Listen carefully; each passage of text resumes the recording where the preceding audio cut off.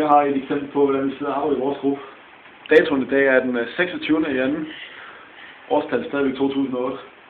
Det vi sidder og laver i øjeblikket, det er, at vi prøver at sende en mail til gården om, hvad vi arbejder med i øjeblikket. Og vi sender det PowerPoint-show, som vi har tænkt os at bruge til vores fremlæggelse. Meget originalt i at bruge PowerPoint. Sidder og giver nogle kommentarer til det, så han ved, hvad vi mener. Sådan vi kan få det optimalt ud af vores vejledning i morgen. Det vi ellers er i gang med, det er at prøve at lægge sådan lidt finish på. Vi er ved at være færdige med at diskutere, og så prøver vi at lægge lidt finish på fremlæggelsen. Og vi kan se, at Mathilde sidder og noterer i ude i øjeblikket, mens jeg sidder sådan lidt mere og fokuserer på PowerPointen. Og det er sådan set den måde, som vi meget vælger at arbejde på i vores gruppe.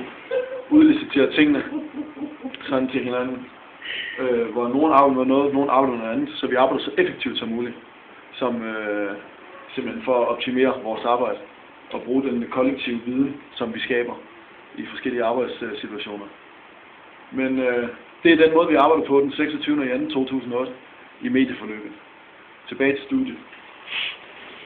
Tak.